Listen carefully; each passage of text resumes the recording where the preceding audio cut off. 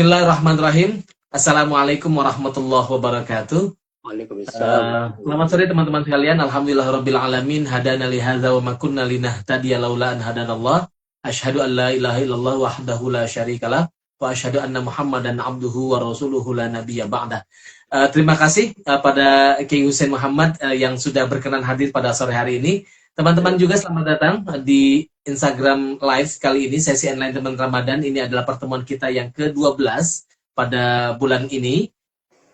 Dan kali ini kita akan membahas tema tentang merdeka dari nafsu, menghadirkan kesadaran sufistik di bulan suci. Nah, teman-teman sekalian, kami sengaja membahas tema ini karena ini adalah tema yang saya kira sentral di dalam kita membicarakan tentang puasa Ramadan, terutama sebetulnya pada seluruh ibadah, termasuk puasa-puasa lainnya. Tetapi karena kita di dalam bulan suci Ramadan, jadi ada semacam ikhtiar kita secara penuh untuk bagaimana kita membebaskan diri kita dari hawa nafsu, membebaskan diri kita dari kemelekatan dan lain sebagainya. Dan pada saat yang sama, kita menghadirkan kesadaran sufistik. Kita hadirkan Tuhan di dalam diri kita yang kemudian termanifestasi di dalam tindakan-tindakan nyata kita. Nah, ini akan kita bahas di dalam 1 jam ke depan, selama 1 jam ke depan bersama Buya Hussein Muhammad. Beliau adalah pengasuh pondok pesantren Dar Al-Fikr di Arjawinangun, Cirebon. Saya kira teman-teman sudah sangat familiar dengan beliau dan kita akan langsung saja Pak Kiai, kita akan bahas saja topik ini. Mungkin 20 menit pertama saya kira untuk membicarakan topik ini, lalu kemudian nanti kita akan respon dengan pertanyaan teman-teman atau komentar teman-teman yang dikirim melalui kolom yang ada di sini. Silakan Buya Hussein, waktunya saya berikan. Terima kasih. Assalamualaikum warahmatullahi wabarakatuh. Waalaikumsalam warahmatullahi wabarakatuh. Wassalatu wassalamu ala Rasulillah Sayyidina Muhammad ibn Abdullah wa ala alihi wa sahbihi wa mawala ma ba'd. Terima kasih Mas Razi. Teman-teman sekalian, saya kira ini adalah seperti yang dikatakan Mas Razi tadi, adalah puncak dari sebuah perjalanan menuju Tuhan. Saya ingin mengulang saja bahwa ada teologi Islam itu. Ada akidah, ada syariah, ada akhlak. Gitu. Begitu. Saya ingin menyampaikan bahwa puasa adalah syariat. Jadi, sekali, kalau ayatnya ya ayyuhalladzina amanu kutiba alaikumusiyam, itu menarik sekali karena basisnya adalah akidah, aman. Setelah itu melakukan puasa. Nah, puasa ini menurut saya adalah syariah. Syariah itu jalan, cara. Akhirnya adalah ke ihsan. Ihsan ini puncak dari sebuah perjalanan menuju Tuhan. Jadi, dan ini diikuti oleh semua agama-agama di seluruh dunia sejak awal sampai akhir nanti. Karena sesungguhnya yang membedakan kita agama-agama bukanlah cita-cita agama itu, bukan basis agama itu sendiri, tetapi cara kita menuju Tuhan. Jadi akidahnya sama, Tuhan itu satu, dan nanti semua akan bercita-cita menuju kepada Tuhan yang satu itu.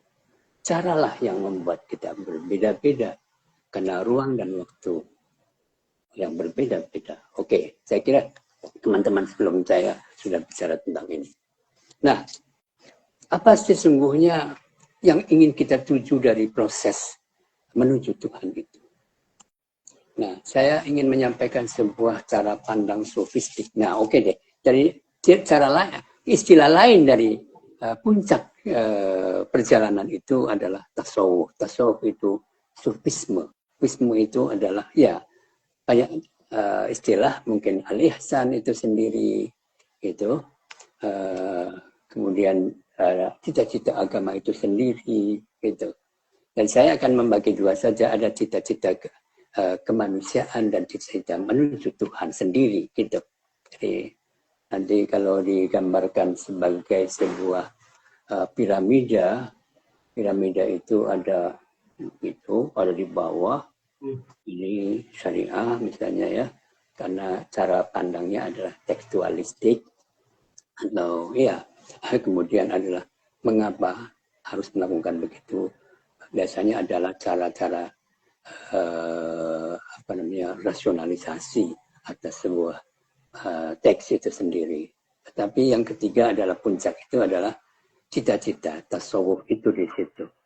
Dan di atas itu nantinya ada tasawuf falsafi. Jadi saya kira kita akan menuju dua saja, tasawuf sunni atau salafi atau amali sebagai satu cita-cita keagamaan, tetapi ada lagi sebuah cita-cita yang lebih tinggi daripada itu yang tidak bisa ditangkap oleh kecuali individu-individu tertentu. Baik, jadi Mas Razi, saya kira setelah kita melakukan perjalanan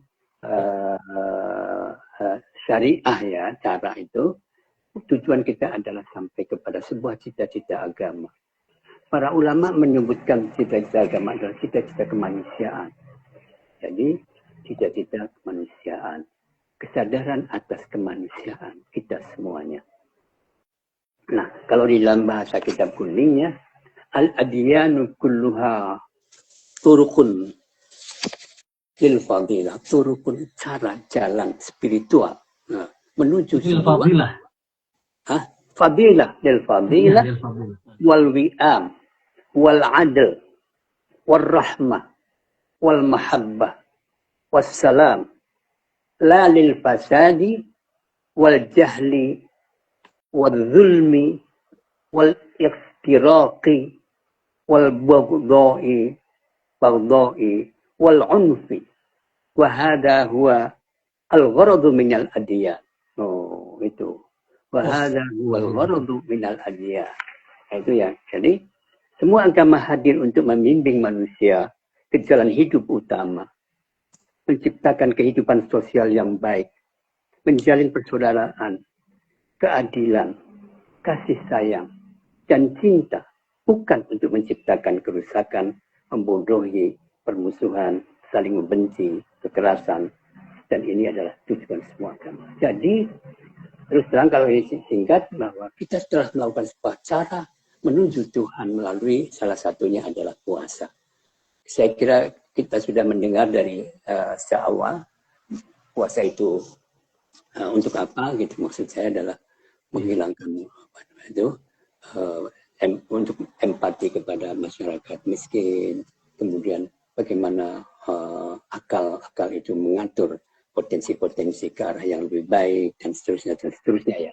Jadi yang kedua lah, syariat yang kedua. Jadi sekarang saya bilang kalau pembebasan dari, jadi kita sekarang sudah membebaskan diri menuju sebuah suatu cita-cita. Seluruh agama. Yang saya mengatakan tadi, cita-cita agama adalah tadi seluruh relasi kemanusiaan. Karena semua adalah makhluk Allah dan kita akan menghormati atau kalau kita komitmen kepada Tuhan maka kita juga harus komitmen pada kemanusiaan karena semua manusia adalah ciptaan Tuhan. Yang membedakan kita tadi saya bilang adalah cara dan yang kita hukumi adalah tindakan. Gitu. Oke. Nah, yang kedua sebetulnya ada para sufi menyebutkan mungkin sangat ideal. Al-adiyanu kulluha turqun ilallah. Wa kulluha taqudul insan ilal mathalil a'la. Nah itu. Ilal mathalil a'la. Itu. Jadi semua agama ada jalan menuju Tuhan.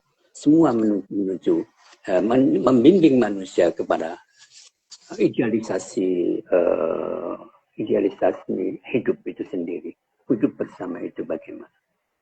Nah, kalau ada tingkatan yang lain namanya ihsan. Dalam hadis Nabi disebutkan, itu kan mal Islam, mal iman, mal ihsan.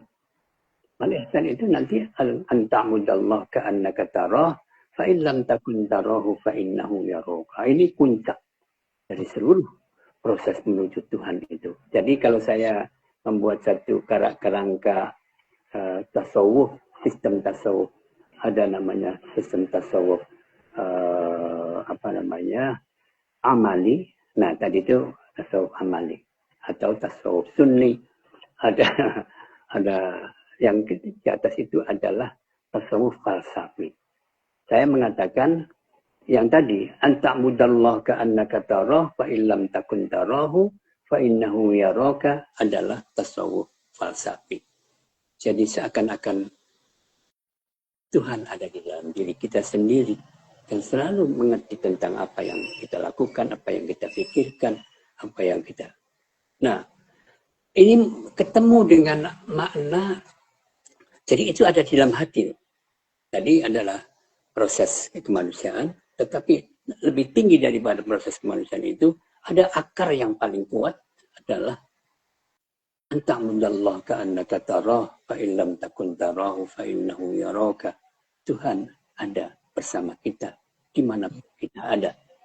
Nah, inilah kemudian para ulama tasawuf menyebutnya sebagai tasawuf falsafi. Falsafi. Ya, tasawuf falsafi itu seperti Ibnu Arabi, seperti Al-Hallaj itu. Wahdatul wujud itu nantinya. Wahdatul wujud. Kita itu tidak ada. Yang ada adalah semua Allah. Nah, bagaimana itu? Bisa begitu.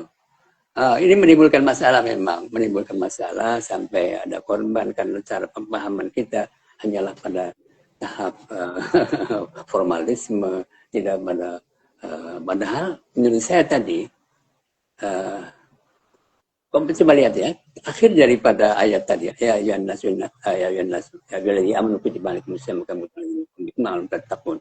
Nabi mengatakan tattaqun itu menyebut dirinya gini, at-taqwa hahuna, at-taqwa hahuna, at-taqwa hahuna.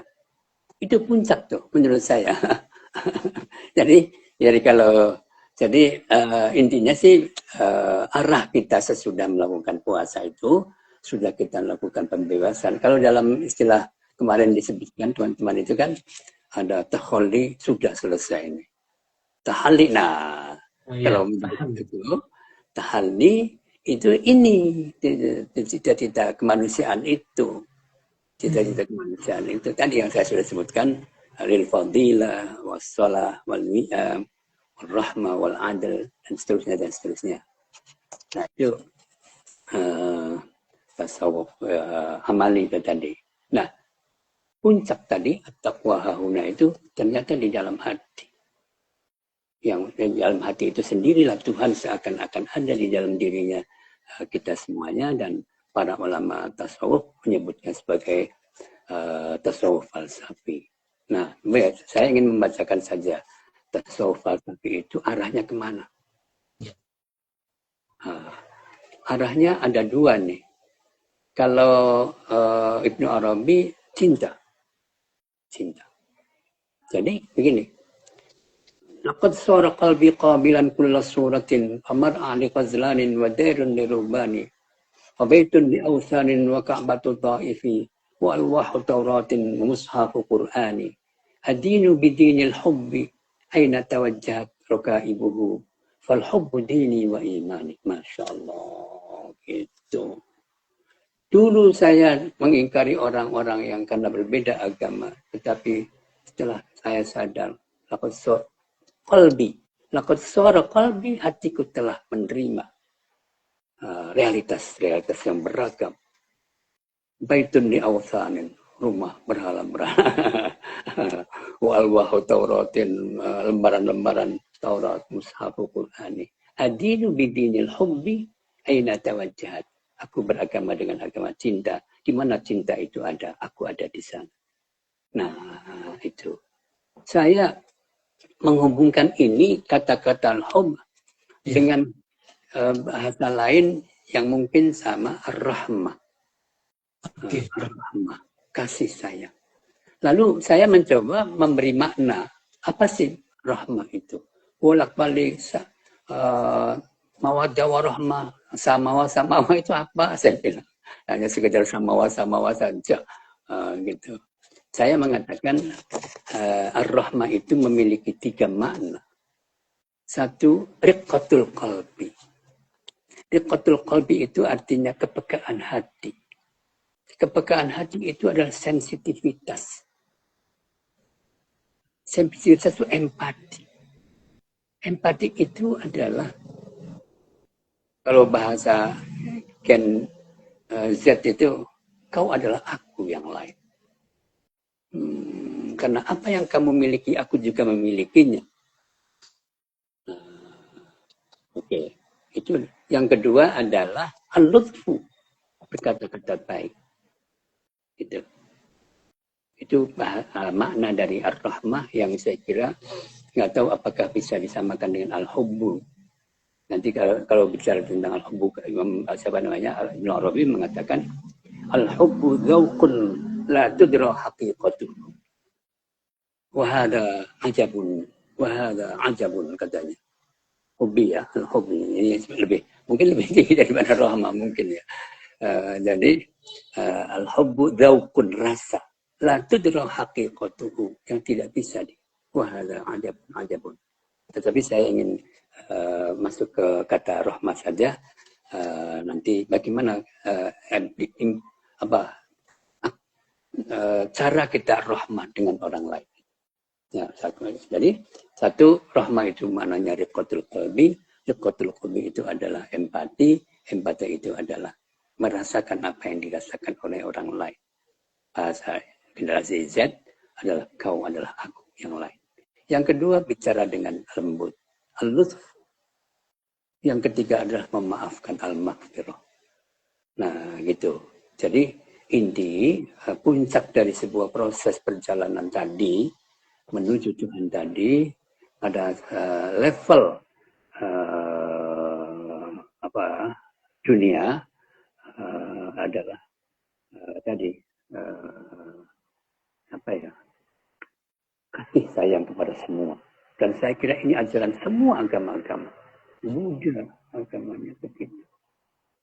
Terus Kristen juga begitu. Cinta. Jadi ada yang menyebutnya cinta, ada menyebutnya kasih tadi.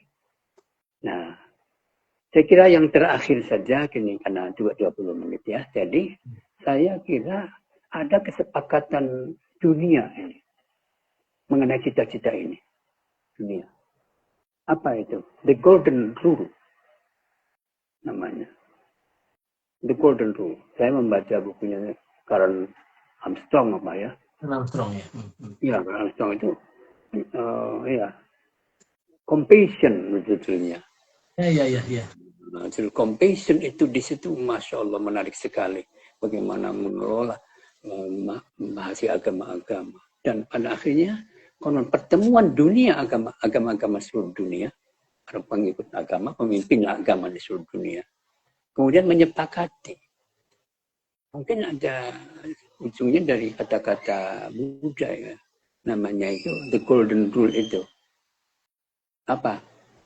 Amilin nasa bima tuhibbu ayu amiluka, wala tu'amilin nasa bima la tuhibbu ayu amiluka. Itu. Perlakukan orang lain sebagaimana kau ingin diperlakukan.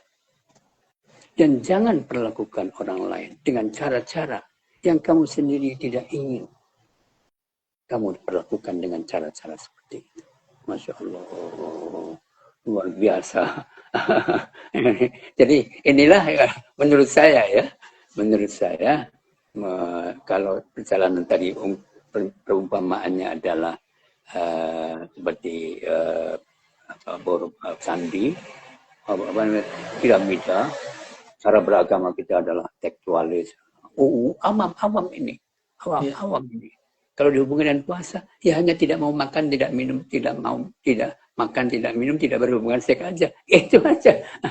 Itu pada tingkat di bawah tuh. Tingkat 2 enggak. Tingkat para pemikir itu, intelektual itu, di situ mencegah diri dari segala sesuatu yang membahayakan diri maupun orang lain, yang merugikan diri dan orang lain. Dan pada yang puncaknya adalah tadi ruh itu, jiwa, cinta itu pada tingkat tertinggi dari intelektual. Ini sufi maksud saya. Di puncak itu adalah tingkat sufi. Sufi tapi masih sufi amali. Kalau di atas itu, jadi sudah di atas puncak itu sama Tuhan di situ. Di atasnya Tuhannya itu. Dari Tuhan, terus itu, nah, terus gitu. Nah itu di sini nih. Jadi puncaknya adalah itu. Nah kalau Al-Halad begitu. Saya pernah satu abad NU itu bicara di Senayan itu baca puisinya Al-Azim. Dengan seorang cantik, biduan cantik ya, penyanyi cantik. Mujizat ruhuka fi ruhi, kama tumzatul khamratu bil ma'iz zalali. Fa idza massaka syai'un massani, fa idza anta ana fi kulli hali. Masya Allah. Ruhmu bercampur dengan ruhku. Bagikan percampuran antara air bening dan perasan air anggur. Jika sesuatu menyentuhmu, ia menyentuhku. Maka kau adalah aku dalam segala. No, itu namanya tasawuf falsafi. Saya kira Plato itu memang itu juga. Ya. Plato itu di situ. Oh, semua. Saya menulis buku Hikamul Hukama wal Falasifah ya. Dari Hermes. Setelah Hermes itu, ya Nabi Idris itu Hermes. Hermes itu ya. Iya betul. Terus Plato, Socrates itu dari Hermes, kemudian Socrates itu Plato itu kemudian Aristoteles, kemudian ya sekarang Marcus Aurelius gitu sampai Masya Allah. Saya menyebutkan itu para nabi sebetulnya yang tidak disebutkan di dalam Al-Quran maupun sama. Tetapi esensinya adalah sama. Nah, begitu ya. Jadi kalau ditanya apa namanya tujuan tadi membebaskan itu menuju kemana pembebasan itu. Jadi tadi menurut saya adalah mengapresiasi relasi kemanusiaan, kemudian bagaimana nah, ada satu kata dari seorang sufi ya sebenarnya gunaka ada tariqi ilallah katanya. Ada berapa jalan menuju Tuhan?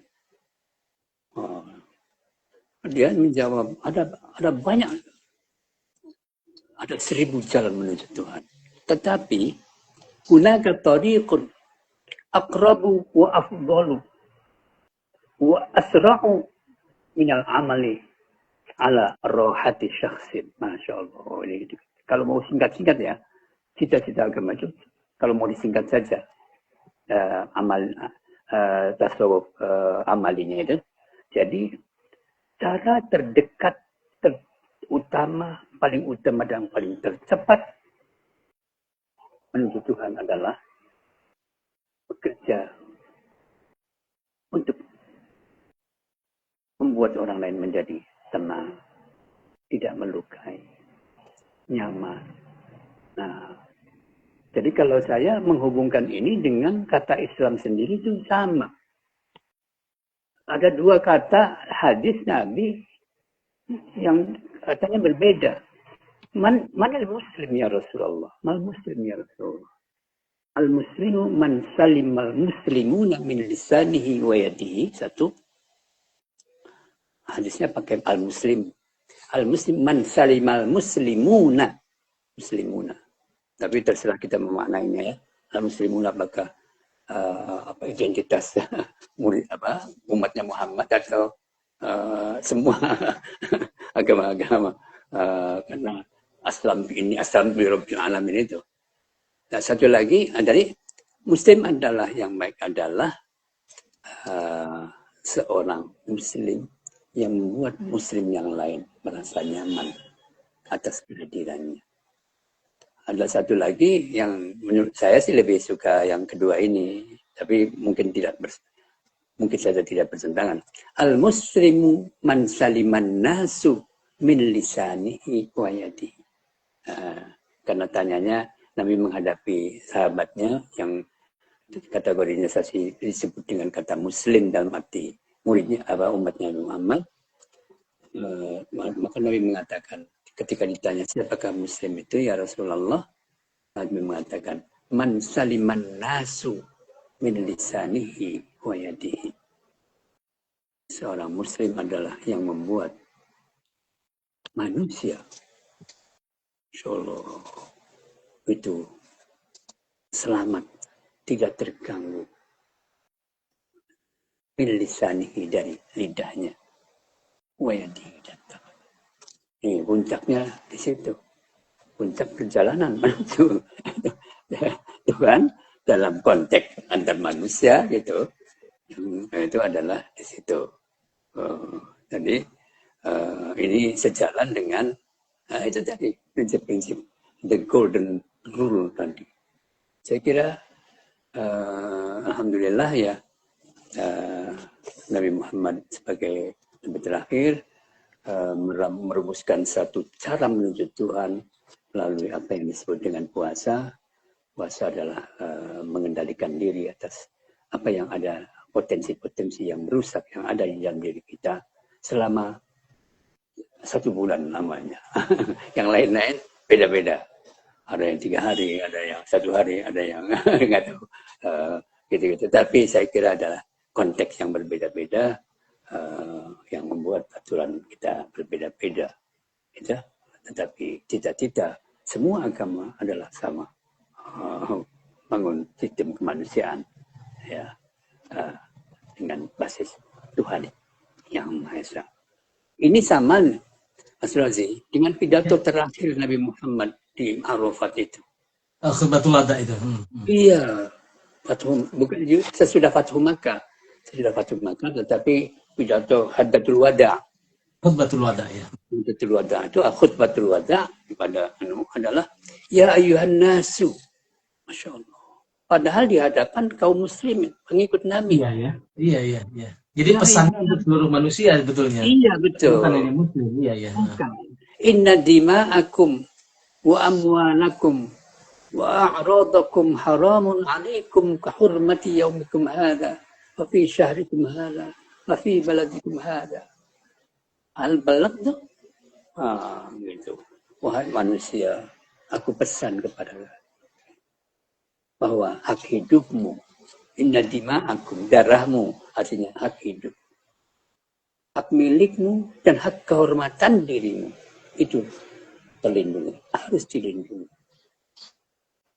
Tidak boleh diganggu, tidak boleh didukai, tidak boleh direndahkan dan seterusnya dan seterusnya. Sama. Kemudian wastausu bin nisa'i khaira fa innahunna awanin 'indakum la tamlikuna minhunna syai'an ghairu dzalik.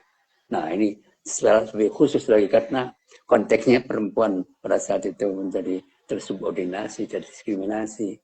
Maka Nabi mengatakan, aku pesan bin nisa terhadap perempuan. Pesan bin nisa khaira, dengan baik. Khaira itu, Mas Raji, pendapat saya berbeda ya. Mungkin sama tapi ada khairun, ada hasanun, ada birrun. Nah, khairun itu adalah istilah baik untuk universal. Nah, kebaikan universal. Gitu. Kebaikan yang menghargai nilai-nilai universal. Ada lagi hasanun ya baik berbaik dengan relasi antar satu dengan yang lain gitulah. Ada albirru hebat lagi juga. Albirru itu adalah mengorbankan diri untuk orang lain. Lan tanalul birra hatta tunfiqu mimma tuhibbun. Nah, tapi khusus untuk itu aja. Tapi tadi wastausu bin nisa'i khaira fa innahunna awanin. Karena mereka perempuan itu menurut tradisi kalian awanin. Asirat itu yang tawanan. La tamlikuna minhunna syai'an ghaira dzalik. Kalian tidak punya hak atas itu kecuali berbuat khair terhadap mereka. Nah, itulah saya kira luar biasa. Luar biasa sebagai. Iya, pada akhirnya begini Mas Barozi. Saya kagum sekali urutannya itu loh. Syahadat, sholat, zakat, puasa, haji. Iya. Aduh, haji adalah fenomena pertemuan manusia seluruh dunia, bagaikan nanti di alam di mahsyar. Semua akan dikumpulkan di sana, akan diminta pertanggungjawabannya. dalam keadaan Masya Allah, luar biasa. Jadi setelah puasa nanti di sana konsekuensi jadi puasa tadi harus menyatu Oh iya. dunia, itu persatuan seluruh umat manusia di seluruh dunia. Gitu aja ya. Saya kira begitu aja dulu, Mas Fadilah. Baik. Berpanjang. Baik, Pak Kiai, terima kasih banyak. Ini kita dapat banyak sekali ilmu, saya kira, teman-teman. Setidaknya saya merasa begitu, karena dari awal pembicaraan kita bicara mulai mengelaborasi makna dari merdeka dari nafsu itu, bagaimana menghadirkan kesadaran sofistik dan bagaimana relasi kita dengan manusia yang lainnya. Nah, itu saya kira yang menjadi penting, karena menurut Buya Hussein barusan adalah puncak tertinggi dari sebuah perjalanan spiritual kita atau puasa kita itu, ya bagaimana kita bertemu dengan orang lain atau ihsan tadi. Berbuat baik seolah-olah Allah tuh melihat kita, tapi kalau Allah tuh nggak melihat kita, kamu yakin bahwa Tuhan tuh melihat kita gitu, kira-kira. Itu kan artinya, ya kamu memang arah akhir dari berpuasa itu adalah, ya tentu saja ada menahan diri dari makan dan minum dan hubungan seksual, itu yang paling dasar Pak Kiai ya. Itu yang paling dasarnya. Tetapi konsekuensi akhirnya di dalam setelah kita berpuasa adalah bagaimana kita berelasi dengan orang lain, bagaimana kita bergaul dengan orang lain. Nah, prinsip jadi pembebasan diri dari kemelekatan itu adalah bagaimana kita bergegas menuju Allah, yang ujungnya adalah tadi ada banyak sekali pintu menuju Tuhan, ada 1000 pintu menuju Allah, tapi yang paling utama adalah bagaimana kita membuat orang lain itu merasa tenang dan nyaman. Nah, ini saya kira, wah ini berat. Saya kira ini yang paling tinggi saya kira. Jadi puncak keagamaan kita itu adalah ihsan, saya kira ya. Bagaimana bukan hanya pada diri kita, baik secara spiritual Pak Kiai, tetapi juga kita saleh secara sosial. Nah, teman-teman kalian, saya undang teman-teman ini untuk bertanya. Ini sudah ada banyak Pak Kiai yang sudah ada beberapa yang sudah mulai bertanya kepada kita. Saya ingin masuk kepada Muhammad Ihsan ini yang pertama. Bagaimana menghadirkan Tuhan dalam setiap langkah kita Pak Kiai, sedangkan kita sering tenggelam dalam kesibukan duniawi. Ya, aduh ini berat sekali nih ya. Sangat personal ya. Sebetulnya para sufi itu selalu menganjurkan kepada kita bahwa ingatlah gini, kalau aksiru min hadi min aksiru min dikri hadimil ladzat, katanya gitu. Sering-seringlah kamu mengingat akan hilangnya kenikmatan. Gitu. Jadi aksiru min dikri hadimil ladzat. Itu biasanya orang mengatakan ini dalam rangka ziarah kubur. Nah, ziarah kubur itu untuk mengingatkan kita bahwa kita pada akhirnya akan pulang. Dan apa yang kamu bawa, apa yang kamu miliki di seluruh dunia akan ditinggalkan. Itu bukan milik kamu, milik Allah Subhanahu wa Ta'ala. Dan milikmu adalah apa yang sudah kamu lakukan dan kamu berikan. Jadi itu kalau saya sih, para sufi itu, saya mengaji kitab pada puasa ini adalah al-mawa'id fi al-ahadits al-qudsiyah. Jadi al-mawa'id, nasihat-nasihat yang disampaikan di dalam hadis-hadis qudsi. Antara lain begitu. Antara lain adalah, ingatlah bahwa kalian itu diciptakan oleh Tuhan. Dan kalian akan pulang kepada Tuhan. Kalau si Abdurrahman Badawi, seorang filosof Mesir, mengatakan, tanpa kehendak kita hadir. Dan tanpa kehendak kita pulang, kita akan meninggalkan dunia ini. Bisadfah ataina ila hadhihi dunia.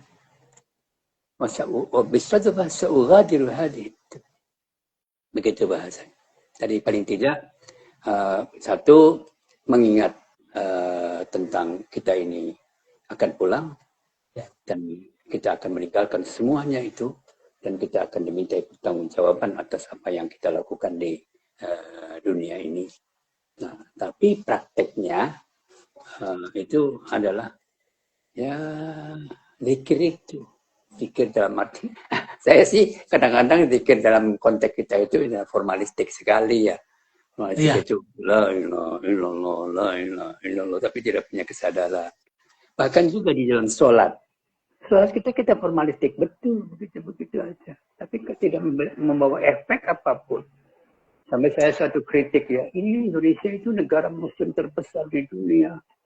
280 juta muslimnya. Itu tetap masjid ada di mana-mana, tetapi praktek kita ini kok begini, korupsi di mana-mana, kejahatan di mana-mana. Apa yang salah dari semuanya itu? Hubbud dunya wa karahiyatul maut. Itu masalahnya. Jadi cara sufi ini ada karena bicara tasawuf ya, saya bicaranya penyelesaiannya bukan praktis metodologi itu undang-undangnya, bukan peraturannya, bukan, tapi lebih pada bagaimana kesadaran diri, kesadaran tadi, kesadaran ada dua ya, kesadaran kemanusiaan dan kesadaran Tuhan tadi itu, gitu ya. Kalau misalnya dengan caranya macam-macam,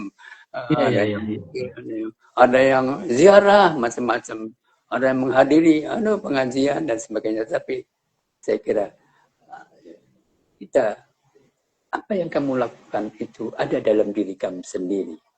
Nasibmu ada di dalam dirimu sendiri. Jadi tergantung kepada kamu sendiri. Yang gitu aja deh. Iya.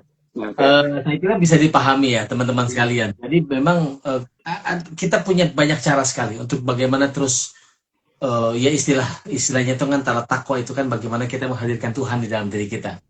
Jadi dalam sehari-hari ya tentu saja tadi Pak Kiai Hussein sampaikan ya sering mengingat Tuhan gitu ya, berzikir tapi tidak formalistik saja, tetapi tidak sekedar menggugurkan kewajiban gitu ya, tapi lebih substantif. Nah ini kita melatih diri sama-sama, untuk menuju ke situ. Dan cara yang berikutnya adalah mungkin salah satunya adalah kita sering-sering mengingat bahwa Allah itu menciptakan kita dan suatu saat akan hilang kenikmatan dari kita. Jadi mungkin itu juga jadi semacam cara kita untuk bisa selalu ingat pada Tuhan. Nah, Pak Kiai, jadi bagaimana menghidupkan kesadaran ketuhanan dan kesadaran kemanusiaan itu relate satu sama lain. Jadi tidak boleh ada yang lebih tinggi atau artinya dia harus selalu bersanding. Kira-kira gitu ya. Harus selalu bersanding. Jadi kesadaran ketuhanannya meningkat, ritualnya meningkat, kesadaran kemanusiaannya juga harus meningkat. Jadi bersandingan dia satu sama lain. Nah, berikutnya saya ingin masukkan pertanyaan dari Arya Lumingga, Pak Kiai. Ya. Apakah pembebasan hawa nafsu itu berarti mematikan sepenuhnya hawa nafsu di dalam diri kita atau mengarahkannya agar selaras dengan kehendak ilahi? Oke. Oh, makasih. Nah, ini saya bisa bercerita ya, cerita panjang nih. Taufik Hakim, seorang filosof dan sastrawan Mesir itu. Jadi cerita tentang Tuhan menciptakan dua makhluknya, yaitu setan dan malaikat. Gitu. Jadi yang menciptakan malaikat dan setan itu. Jadi masing-masing punya karakter tuh. Karakternya malaikat itu ya, mari kerja. La ya'sunallaha ma amarahum wa yaf'aluna ma yu'marun. Kalau malaikat itu tidak durhaka kepada Allah dan mengikuti perintah Allah. Tapi kalau setan, iblis itu, ini sombongannya nih ya, karena disuruh oleh Allah untuk sujud di Adam fasajadu illa iblis aba wastakbaru wa kana minal kafirin. Nah, tapi kalau begitu kamu akan masuk neraka semua. Iya, nggak apa-apa. Tapi beri saya kesempatan untuk menggoda Adam. Anak itu Adam. Oke, kata Allahnya, silahkan sampai hari kiamat. Nah, gitu. Jadi dua makhluk itu ciptaan Tuhan sengaja yang menengahi, mengontrol adalah manusia. Jadi malaikat dan iblis diciptakan, manusia sebagai penengahnya gitu ya. Gitu. Jadi bukan berarti nanti jelek semua. Jelek pasti ciptaan Tuhan pasti baik semua, pasti akan mengandungkan manfaat. Tujuannya kira-kira gitu ya. Jadi saya bilang secara filosofis ya, ada dualitas kontradiktif yang harus ada dalam kehidupan ini. Nah, dualitas kontradiksi tidak mungkin satu. Dan itu tinggal bagaimana yang saya sebut sebagai bagaimana peran manusia sendiri mengendalikan dua kekuatan yang berhadapan itu, dualitas yang kontradiktif itu. Pasti kemarahan juga boleh, tetapi untuk mana? Untuk apa? Seks juga boleh, tapi untuk di mana? Nah, ini menurut saya ada satu kaidah umum sekali. Tugas manusia adalah mengendalikan dua potensi kemanusiaan yang ada dalam setiap diri manusia itu. Dan itu pasti. Jadi, ya, maka saya bilang, saya mencoba apakah baik ya kalau tata takwa itu dimanai pengendalian diri. Agar kamu mampu mengendalikan diri dari dua potensi kemanusiaan yang kontradiktif itu, tetapi semua manfaat baik semuanya. Kalau ada perang bagaimana? Bagaimana? Kan Nabi itu kalau untuk dirinya tidak, tapi kalau ada masyarakat manusia yang diganggu bisa marah. Jadi marah itu boleh, tidak apa-apa. Diposisikan di mana? Nah, apa yang kita sebut sebagai keadilan itu. Aina ma wujida al-adlu fasamma syar'ullahi wa dinuhu, masyaallah, luar biasa. Jadi ini puncak dari aina ma wujida al-adlu fasamma syar'ullahi wa dinuhu. Di mana kamu menjumpai keadilan, proporsionalitas. Gitu? Maka disitulah syariat Allah dan agama Allah, syar'ullahi, aturan Allah, dan cita-cita Allah. Ada Ibnu Qayyim al-Jauziyah, itu bagus sekali menyebutkannya, bahkan luar biasa menurut saya. Idza zaharat amaratul adli wa asfara wajhuhu bi ayyi tariqin kana fasamma syar'ullahi wa dinuhu. Jika telah nampak tanda-tanda keadilan. Idza zaharat amarat, indikator al-adli. Idza zaharat wa asfara, jelas. Bi ayyi tariqin kana, dengan cara apapun. Dilakukan oleh siapapun. Agama apapun. Itu ya, idza zaharat amaratul adli wa asfar wajhu bi ayyi tariqin fasamma, maka di sanalah syar'ullahi wa dinuhu. Waduh. Jadi menurut saya dan ini adalah sebab keadilan itu cita-cita. Kalau kita ikuti Pancasila, ya keadilan bagi seluruh Indonesia sebagai puncak dari sebuah proses. Itu. Jadi begitu ya, menurut saya, Pak Arya, apa yang kita miliki adalah dari Allah, tetapi Allah juga bisa menguji kita, ada komitmen kita bagaimana dengan mengendalikan diri, atau melanggar atau tidak melanggar, dan keadilan akan terjadi. Siapa yang melakukan kebaikan akan dibalas, siapa yang kejahatan akan dihukum karena kesalahannya sendiri, bukan karena Tuhan. Nah, gitu. Ya, cobalah gitu aja. Iya. Artinya bukan mematikan ego, tetapi mengendalikan ego itu agar selaras dengan kita sebagai pengendalinya, kita sebagai empunya, tuannya. Jadi, ya Allah menciptakan kebaikan dan keburukan. Kita sebut sebagai iblis dan malaikat gitu ya, dua makhluk Allah yang diciptakan dengan tujuan, pasti dengan tujuan. Iya. Nggak mungkin tanpa tujuan. Dan kita manusia menjadi penengahnya tadi kata Pak Kiai Hussein, teman-teman. Jadi betul-betul kita mengendalikan itu sehingga maksudnya adalah kamu bisa nggak mengendalikan amarah kamu, ego kamu, potensi-potensi dalam diri kamu agar dia menjadikan maslahat buat diri kamu, bukan sebaliknya malah menjadi mudarat buat kita. Jadi kira-kira itu yang apa yang bisa ini ada ya. lucu sekali. Jadi kita Taufikul Hakim tentang iblis dan malaikat itu tadi. Iblis pengen taubat. Iya. Suatu hari iblis pengen taubat. Karena kata iblis, saya sudah diomongin, jelekin terus, dimarahin terus, benci terus nih orang semua. Saya lelah deh. Bisa enggak ya Tuhan menerima taubat saya ya? Gitu.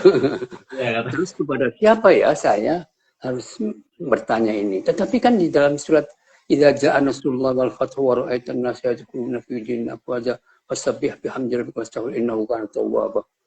Wah, berarti bisa Tuhan nih. Iya. Nah, terus akhirnya bertanya ke Syekhul Azhar. Masuk. Langsung di Kairo, di kantornya. Tok, siapa? Saya. Siapa? Iblis. Mau iblis. Mau apa? Ya mau tanya aja.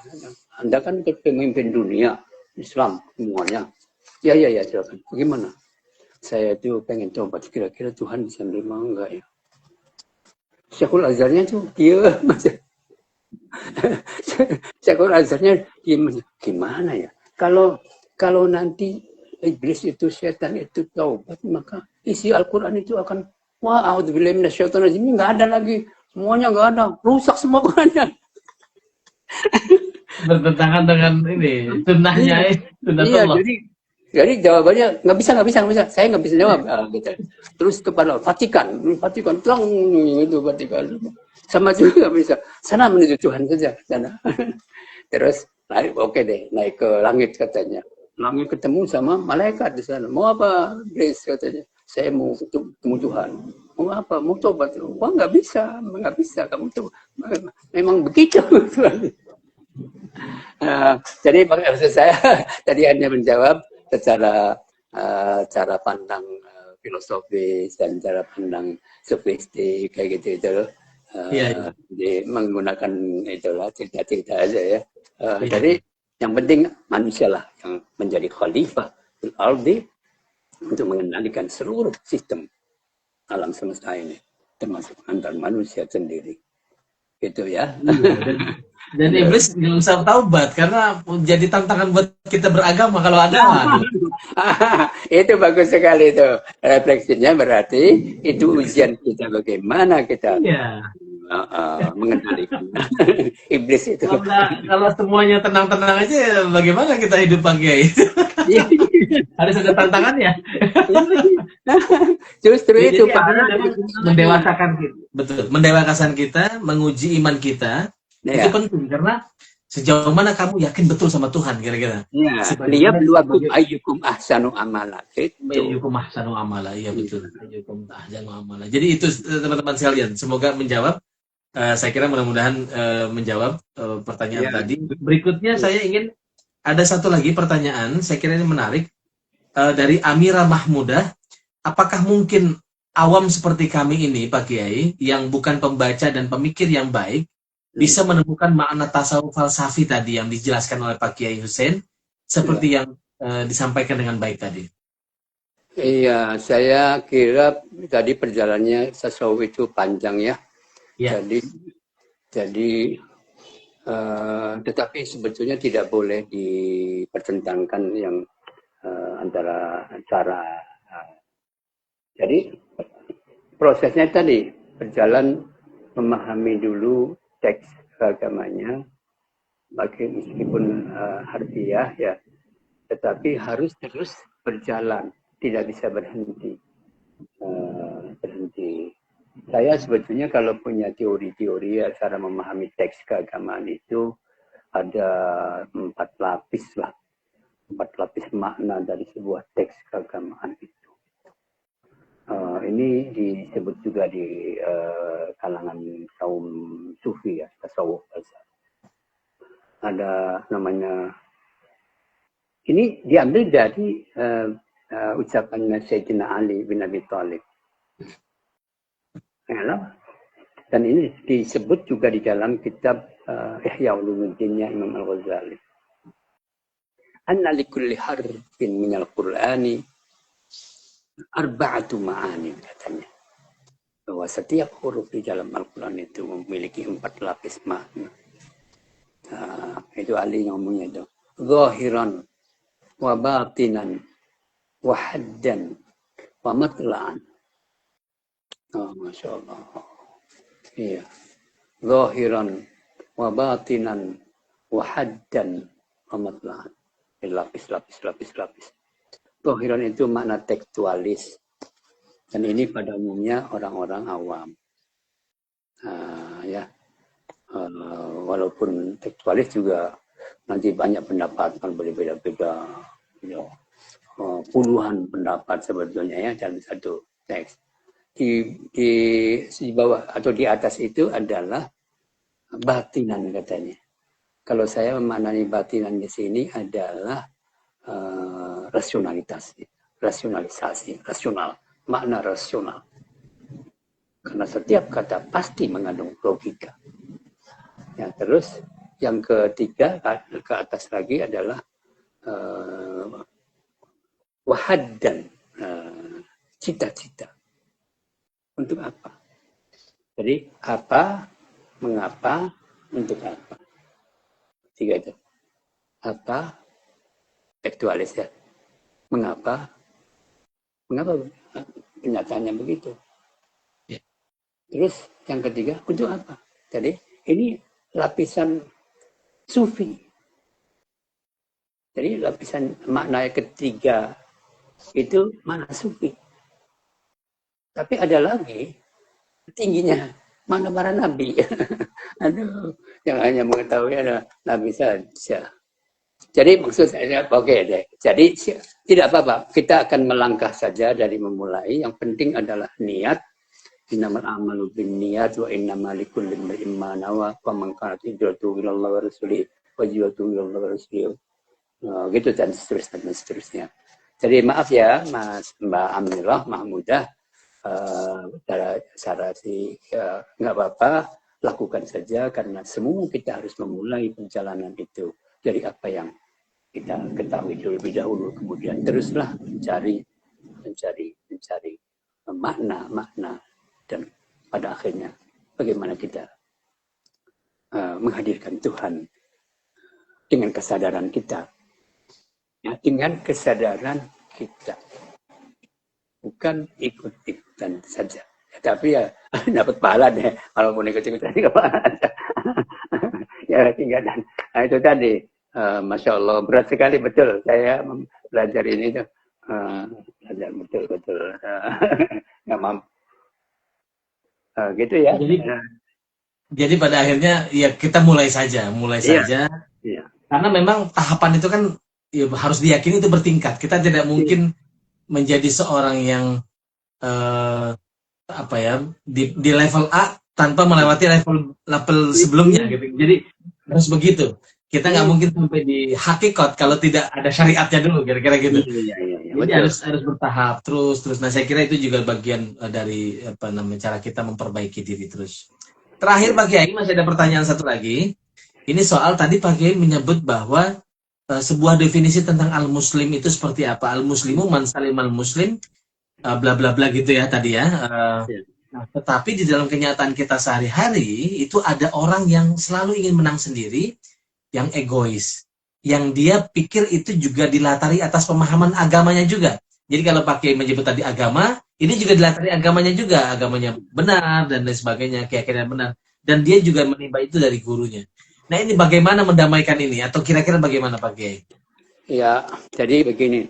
Saya ingat sekali ya, Rasulullah itu satu ketika sudah dakwah di Mekah, ditolak semuanya, dimusuhi, kemudian ke Taif, beliau berangkat ke Taif di sana.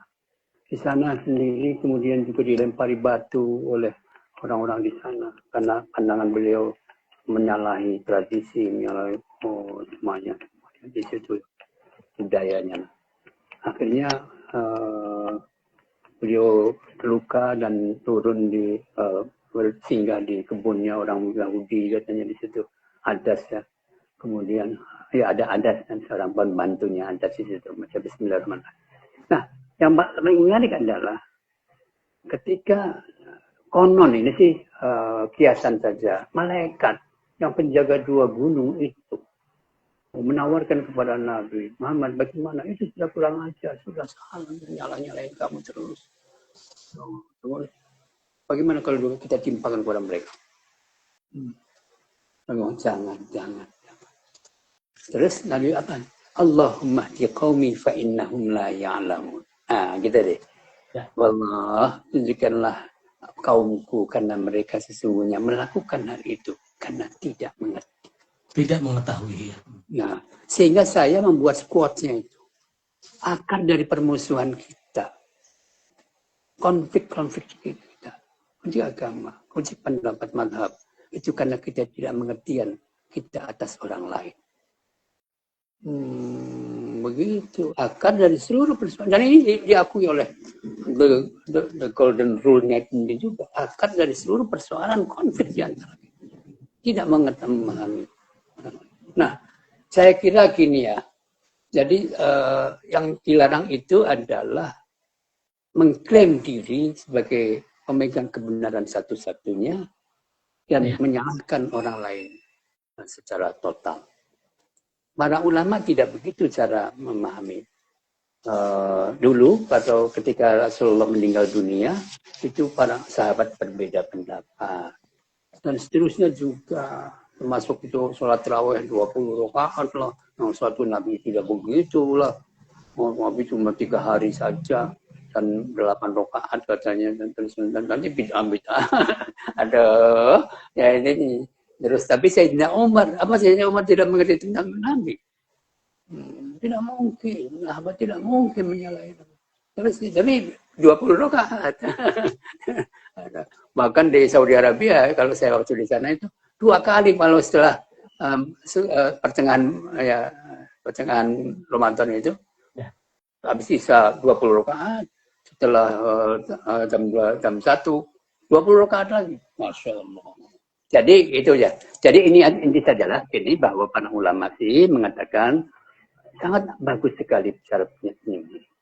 Ra'yuna shawabun yahtamilul khata' wa ra'yu ghairina khata'un yahtamilus shawab. Ini menurut saya inilah yang benar. Tapi mungkin salah. Dan pendapat lain keliru tetapi mungkin benar. Kalau saya mengatakan perbedaan itu karena ruang dan waktu dan pengetahuan yang berbeda-beda saja. Yang dilarang adalah memaksakan kehendak, menyalahkan orang lain atas nama Tuhan dan sebagainya. Itu ya. Jadi saya kira caranya bagaimana? Nah ini saya nggak tahu. Katanya akar dari adalah kepentingan, kekuasaan. Begitu. Kepentingan dan kekuasaan.